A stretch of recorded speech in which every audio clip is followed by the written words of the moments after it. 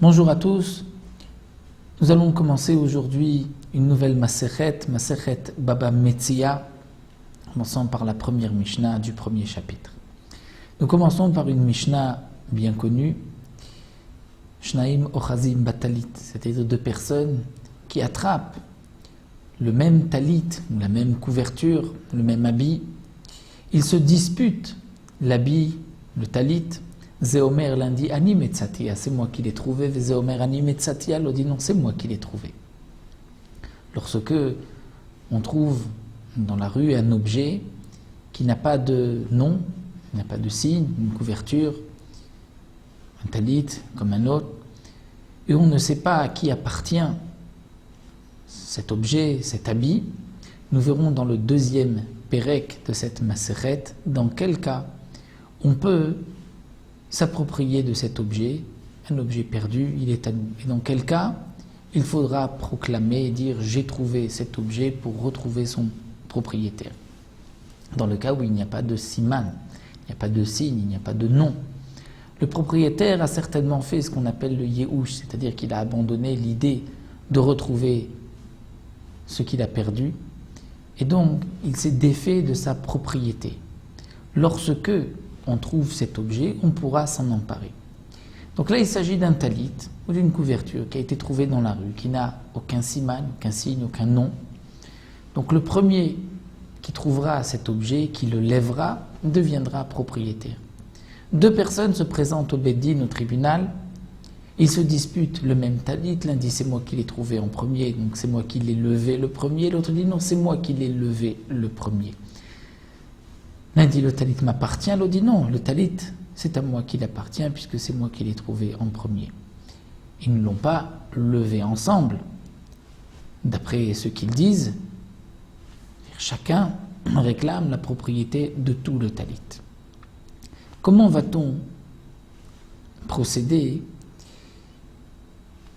Quel va être le partage? Comment va-t-on procéder au partage dans ce cas-là? C'est ce que la Mishnah va nous expliquer, mais tout d'abord la Mishnah nous parle aussi d'un autre cas. Zéomer kula sheli ve zéomer kula sheli, comme la Gemara explique, il s'agit de deux personnes qui prétendent, chacun prétend avoir acheté le premier cet objet. Ils se trouvaient au marché, ils ont vu tous les deux en même temps une couverture, et l'un des deux a donné l'argent au vendeur, et le vendeur voulait lui vendre à lui l'objet. Et le second a aussi donné de l'argent, mais le vendeur ne voulait pas lui vendre, il l'a vendu au premier. Mais ensuite, le vendeur ne se rappelle pas s'il a accepté l'argent de cette là ou de l'autre.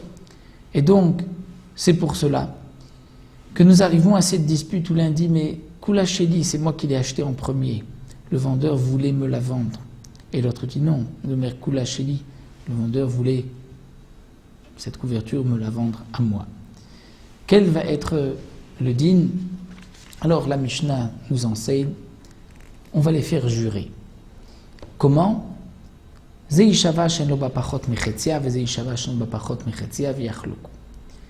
l'un va jurer qu'il n'a pas moins que la moitié, l'autre jure qu'il n'a pas moins que la moitié, et ils vont partager. Comme nous l'explique la Gemara, en vérité, on aurait pu tout de suite partager. L'un prendra la moitié, l'autre moitié. Mais les Chachamim ont eu peur. Si dans ce cas-là, on va partager, puisque l'un réclame la totalité, l'autre réclame aussi la totalité, on craint que demain, un homme trouvera son prochain dans la rue avec un habit, une couverture, il va tout de suite s'en emparer, prendre, va dire Zekula Sheli, je l'ai trouvé. Et donc c'est pour cela que les Chachamim ont exigé cette chevoie de jurer, pour ainsi repousser les voleurs, les menteurs. Parce que jurer à faux, ce n'est pas comme mentir au Beddin. Lorsqu'on jure, on jure avec un Sefer Torah, il y a la crainte de jurer. Donc là, on est, si on veut dire, au moins sûr, il y a moins de chances qu'un homme va s'approprier, va voler un objet qui ne lui appartient pas. Pour les gens, jurer à faux, c'est plus grave que de voler. Donc comment va-t-on procéder? Comment va-t-on les faire jurer? Zeishava, là, va jurer qu'il n'a pas moins que la moitié. En vérité, il veut jurer qu'il a la totalité, mais on ne peut pas le faire jurer qu'il a la totalité, puisque de toutes les manières, on ne lui donnera pas tout le talit, on ne lui donnera que la moitié. Si il jure et il dit j'ai la moitié, là encore, il va se contredire, puisqu'il dit qu'il a tout le talit et il va jurer qu'il n'a que la moitié. Donc il va jurer qu'il n'a pas moins que la moitié. Et l'autre aussi va jurer qu'il n'a pas moins que la moitié, v'yachloku, et ils partageront. Et le Barthénora nous explique, comme c'est marqué dans la Gemara, qu'il s'agit ici du cas où les deux attrapent les franges du talit ou les tzitzit, mais pas dans le cas où l'un attrape une partie du talit, puisque si ils attrapent une partie, chacun une partie du talit, la partie qui est attrapée, on va dire, par Réhouven, celle-ci on lui donnera sans la partager. L'autre aussi, Shimon, qui attrape une partie du talit, ce qu'il tient, c'est à lui. On ne partagera que la partie du milieu. Et donc même s'il a attrapé, on va dire, un tiers et l'autre un quart, on donnera à l'un d'abord un tiers, à l'autre un quart, et c'est la différence qui sera partagée. La Mishnah continue, Zeomer Kulashili, Zeomer Chetziacheli, l'un dit Kulashili, tout le talit m'appartient. L'autre dit non, moi, je dis la vérité, je n'ai que la moitié, le talit nous appartient à tous les deux. Alors comment va-t-on faire ? Puisque l'un dit j'ai la totalité, l'autre dit j'ai la moitié, ils ne se disputent en vérité que sur une moitié. Puisque même celui qui dit j'ai la moitié, il avoue, il est d'accord que l'autre moitié ne lui appartient pas. Donc ils se disputent une moitié. Comment va-t-on donc procéder au partage ? À Omer Kulasheli, celui qui dit tout le talit m'appartient, Ishava, il va jurer chez nous, Bapachot Mishosha Chalakim, qui n'a pas moins que les trois quarts.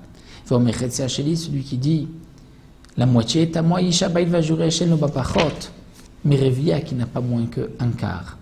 Et donc l'un, Zenotel Shlosha Chalakim, Zenotel Revia, la prendra trois quarts et l'autre un quart, comme nous l'avons expliqué, puisque une moitié va lui être donnée d'office. C'est sur l'autre moitié qui se dispute, donc ils vont partager. C'est pour cela qu'un recevra trois quarts et l'autre recevra un quart. Voici donc pour la première Mishnah. On se retrouvera bientôt pour la seconde. Mais Ezrat Hashem.